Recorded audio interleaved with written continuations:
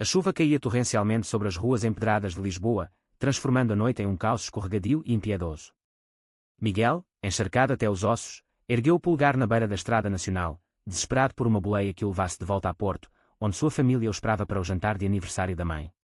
Mas o carro que parou não era de um bom samaritano qualquer. O motorista, um homem de olhos penetrantes chamado João, sorriu de forma enigmática, em vez de levá-lo direto para casa, desviou o caminho para um motel isolado na serra, alegando uma avaria mecânica que mudaria tudo. Miguel piscou confuso, o coração acelerado enquanto o motor do carro tossia e parava no estacionamento deserto. "O que está acontecendo?", murmurou ele, mas João já saía do veículo, gesticulando para que o seguisse até o quarto alugado às pressas. Lá dentro, com a chuva martelando a janela, João confessou que havia mentido sobre a avaria. Ele só queria conversar, disse, porque algo no olhar de Miguel o havia tocado profundamente. A conversa começou inocente, com Miguel falando de sua vida como estudante de arquitetura na capital, longe da família conservadora em Porto. Ele era o filho caçula, o orgulho dos pais, destinado a casar com a filha de um amigo da igreja e perpetuar a linhagem. Mas ali, no quarto úmido, João, um professor de literatura de 28 anos, abriu-se sobre sua própria jornada. Crescido em uma vila católica no Alentejo, ele havia lutado contra sua atração por homens desde a adolescência, escondendo relacionamentos atrás de fachadas heteronormativas. "Eu sei o que é se sentir preso", disse João, os olhos fixos nos de Miguel. "Você olha para mim como se estivesse vendo um espelho." Miguel sentiu um frio na espinha.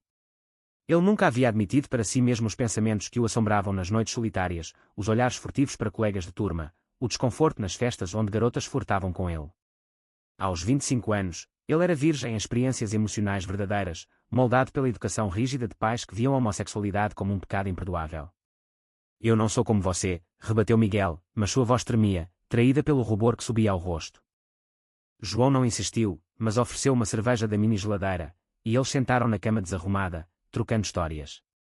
João contou sobre sua primeira paixão, um amigo de infância que o rejeitara violentamente, levando-o a uma depressão que quase o matara. "Eu paguei caro por ser honesto", confessou.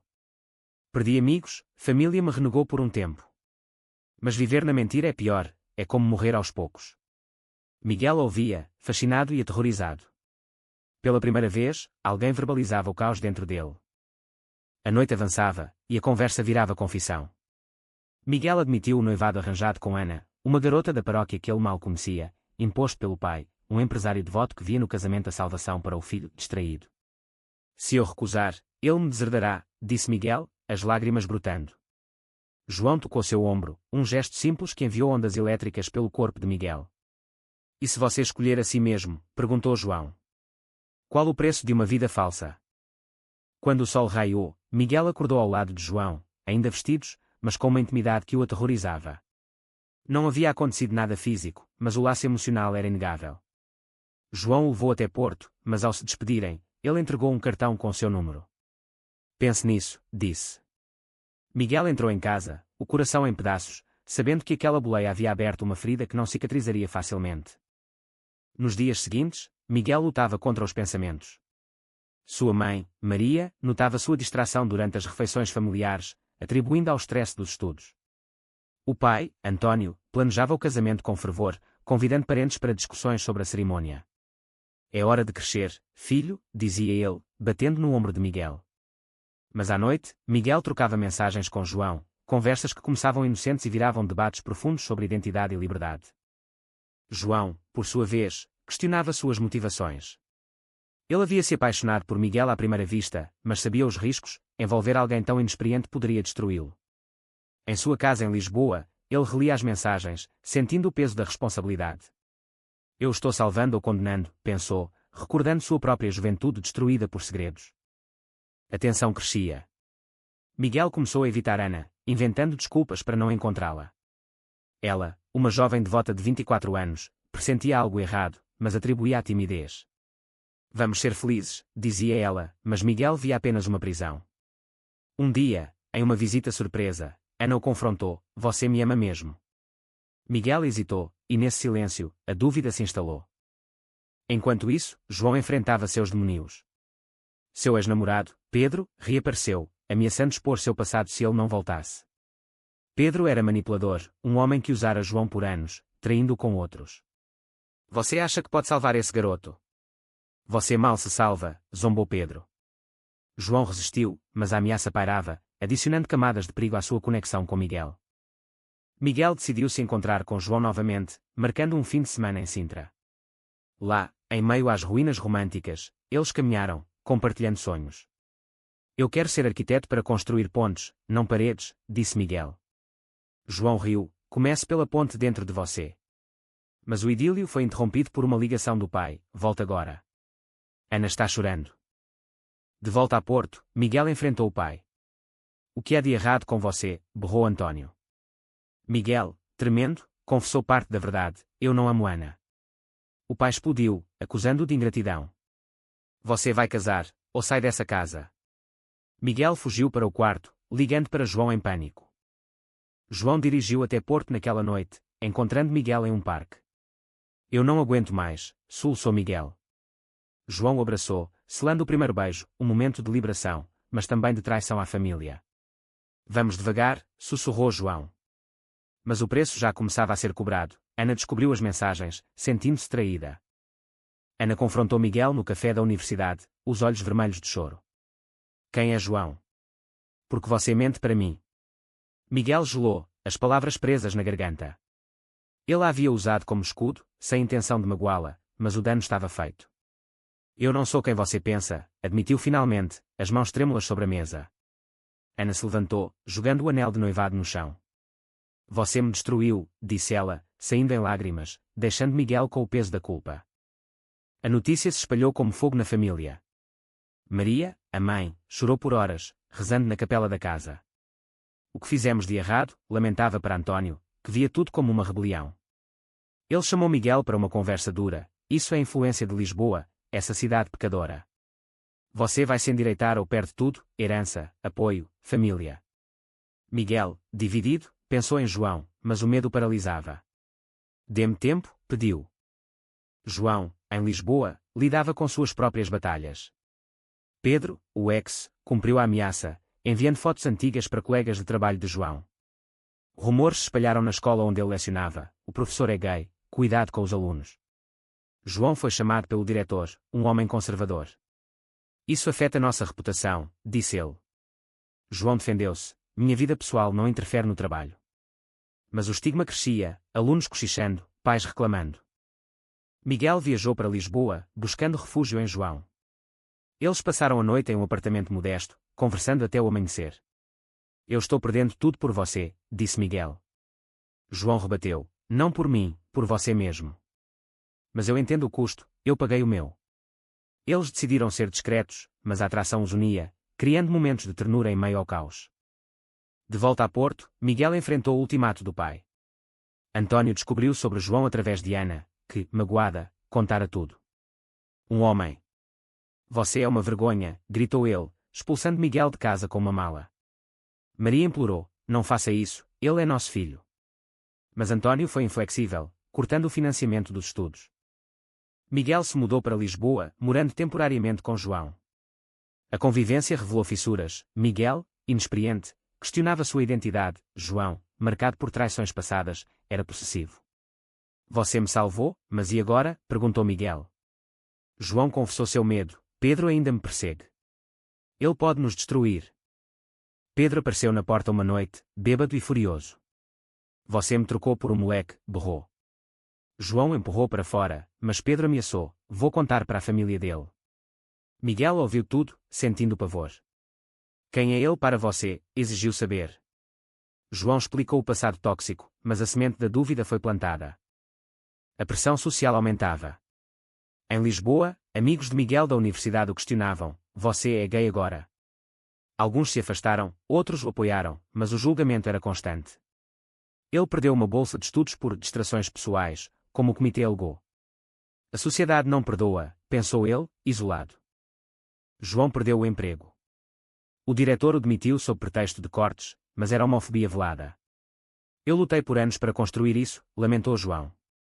Miguel o consolou, vamos reconstruir juntos. Mas internamente, Miguel se perguntava se valia a pena, o preço era alto demais. Eles decidiram confrontar Pedro. Em um bar em Bairro Alto, João o encontrou, Miguel escondido observando. Deixe-nos em paz, disse João. Pedro riu, você me deve. Eu te ensinei tudo. A discussão escalou para uma briga, Pedro socando João. Miguel interveio, gritando: "Pare!" Policiais chegaram, levando Pedro embora, mas o incidente viralizou nas redes sociais locais. A família de Miguel soube. Maria ligou, chorando: "Volte para casa, filho. Seu pai está arrependido." Mas António condicionou: "Sem esse homem."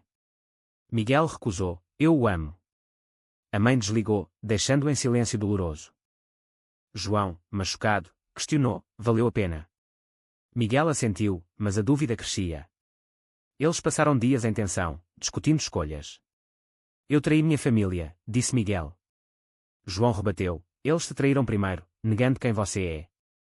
Um amigo de João, um ativista LGBT, os convidou para um grupo de apoio. Lá, eles ouviram histórias semelhantes: rejeição familiar, discriminação no trabalho. "Vocês não estão sozinhos", disse o líder. Miguel encontrou força, mas João, mais cínico, via apenas luta eterna. A crise culminou quando Pedro, livre, enviou uma carta anônima para a família de Miguel, com detalhes íntimos. António leu, enfurecido, e deserdou Miguel oficialmente. "Você está morto para mim", escreveu. Miguel desabou, culpando João indiretamente. Eles brigaram feio. "Você trouxe isso para minha vida", acusou Miguel. João rebateu: "Eu te dei liberdade." Miguel saiu, vagando pelas ruas de Lisboa, questionando tudo. Ele dormiu em um banco, frio e sozinho, ponderando o custo da autenticidade. No dia seguinte, ele voltou, pedindo perdão. "Eu escolho você", disse. João aceitou, mas o dano estava feito, confiança abalada. Meses passaram, e a relação de Miguel e João se aprofundava em meio a turbulências. Eles alugaram um pequeno apartamento em Alfama, com vista para o Tejo, simbolizando um novo começo. Mas as cicatrizes persistiam. Miguel trabalhava em empregos precários como garçom, longe de sua paixão pela arquitetura. João dava aulas particulares, lutando contra o desemprego crônico. "Nós sobrevivemos", diziam um ao outro, mas o stress corroía. A família de Miguel tentava reconciliação parcial. Maria visitou secretamente, trazendo comida caseira. "Seu pai é teimoso, mas te ama", disse ela, abraçando. Miguel chorou: "Eu também amo vocês, mas não posso mentir." Ela partiu com promessas vagas, deixando-o dividido entre lealdade e amor. João enfrentava fantasmas. Pedro, agora em silêncio, mas a ameaça latente o tornava paranoico. "E se ele voltar?", perguntava. Miguel tranquilizava, mas internamente temia. Eles participavam de eventos LGBT em Lisboa, como a Marcha do Orgulho, encontrando comunidade, mas também enfrentando olhares hostis de transeuntes conservadores. Um dia, Ana reapareceu. Ela ligou para Miguel, pedindo um encontro. No café, ela confessou: "Eu sofri, mas entendo agora. Eu era parte da sua prisão." Miguel se desculpou: "Você merecia melhor." Ela sorriu tristemente: "Encontrei alguém. Seja feliz." O encontro trouxe fechamento, mas reabriu feridas. António, o pai, sofreu um infarto leve, forçando Miguel a voltar a Porto. No hospital, ele encontrou o pai frágil. "Filho", murmurou António. Miguel segurou sua mão: "Pai, eu sou gay. Aceita ou perca-me." António chorou: "Eu tenho medo por você." Foi um passo, mas não resolução. De volta a Lisboa, João propôs compromisso: "Vamos nos casar, legalmente." Portugal permitia, mas Miguel hesitou: "Minha família." João insistiu: "É nossa vida." A proposta trouxe alegria, mas também conflito. Miguel via como uma declaração de guerra à tradição. Pedro ressurgiu, enviando mensagens ameaçadoras: "Eu sei onde vocês moram." João chamou a polícia, obtendo uma ordem de restrição. Mas o medo os uniu e separou. Discussões sobre segurança viravam brigas sobre confiança. Miguel recebeu uma oferta de estágio em arquitetura, mas o chefe, sabendo de sua orientação, hesitou. "Não queremos controvérsias", disse. Miguel lutou: "Minha vida pessoal não afeta meu trabalho." Ele ganhou, mas o incidente destacou o preconceito societal. Em uma noite chuvosa, similar à primeira, eles discutiram feio. "Você me arrastou para isso", gritou Miguel.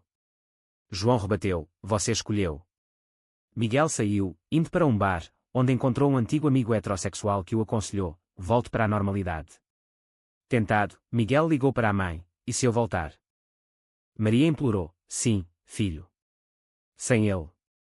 Miguel chorou, mas desligou. Ele voltou para João, confessando a tentação. "Eu quase traí nós dois", disse.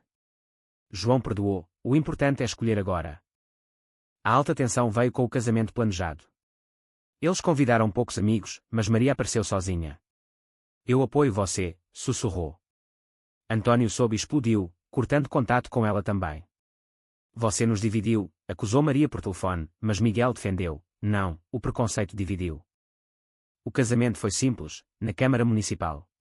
Votos trocados, anéis colocados. Mas na festa, Pedro invadiu, gritando insultos. Amigos o expulsaram, mas o momento foi manchado. Ele não para, lamentou João. Pós-casamento, eles viajaram para o Algarve, buscando paz. Lá, em Praias Douradas, reconectaram. Nós vencemos, disse Miguel. Mas ao voltar, Antônio ligou, venha-me ver. Sozinho. Miguel foi, encontrando o pai envelhecido. Eu li sobre homossexualidade. É difícil, mas você é meu filho. Foi uma trégua frágil, mas esperança surgiu. João, porém, guardava um segredo. Ele havia mentido sobre a avaria inicial para forçar a conversa, temendo perder Miguel. Eu manipulei você, questionou-se. A confissão veio em uma noite tranquila. João, atormentado, contou a verdade. Naquela noite, o carro estava bom. Eu só queria mais tempo com você. Miguel sentiu traição, você me enganou desde o início. Ele saiu furioso, questionando toda a relação. Era tudo uma mentira. Ele se refugiou em um hotel, ponderando. A manipulação ecoava as acusações de Pedro. João é como ele, pensou. Ligou para Ana, agora amiga distante, o que faço? Ela aconselhou, siga seu coração, mas com olhos abertos. João procurou Miguel, implorando perdão. Eu estava desesperado por conexão. Perdoe-me. Miguel hesitou, mas o amor prevaleceu, nunca mais minta.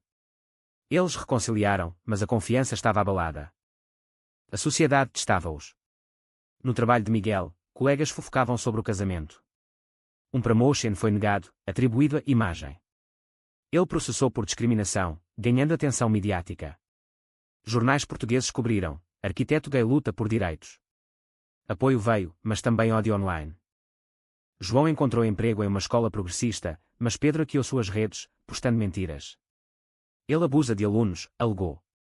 João desmentiu, mas o dano reputacional foi imenso. Porque eu, lamentou.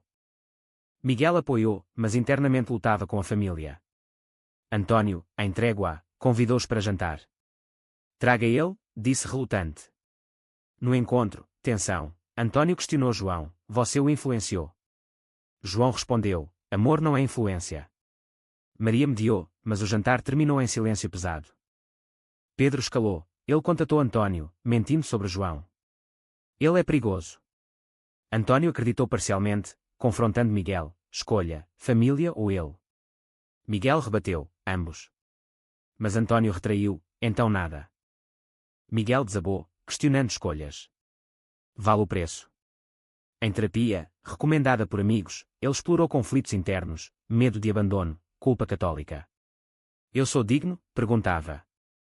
João também buscou ajuda, lidando com trauma de Pedro. Eu o usei para preencher vazios, admitiu ao terapeuta.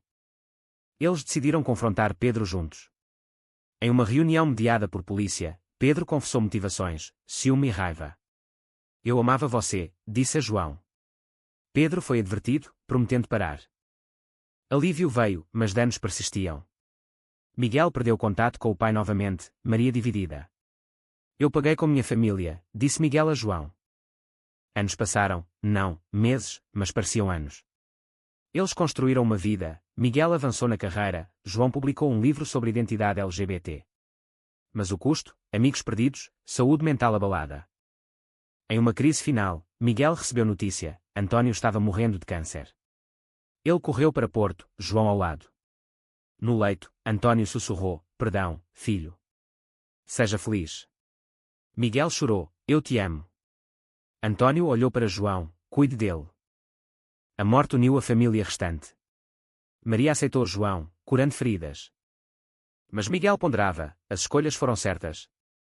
Com a morte de Antônio, Miguel herdou não só bens, mas o peso das reconciliações tardias.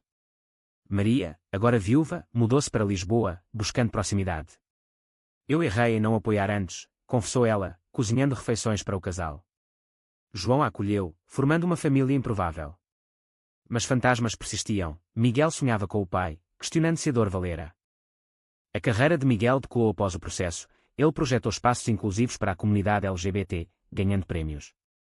Eu transformei dor em propósito, disse em uma palestra. João, com seu livro best-seller, viajava falando sobre resiliência. O amor custa, mas liberta, pregava. Pedro desapareceu, talvez mudado, talvez não. Mas sua sombra ensinou lições. Confiança é frágil. Ana casou-se, convidando Miguel. No casamento, eles trocaram abraços. Obrigado por me libertar, disse ela. Miguel sorriu, mutual. A vida cotidiana trouxe normalidade, passeios no Chiado, jantares românticos. Mas discussões surgiam. E se tivéssemos filhos? Perguntou João.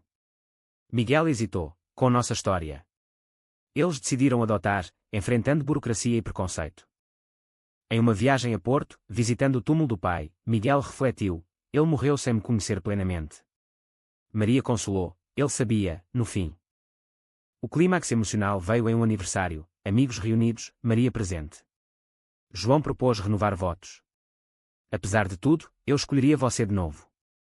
Miguel aceitou, lágrimas nos olhos. Mas internamente, Miguel debatia: as traições, perdas, foram necessárias. Ele escreveu um diário, ponderando escolhas. A sociedade evoluía, leis mais protetoras, aceitação crescendo. Mas em vilas conservadoras, histórias como a deles ainda chocavam.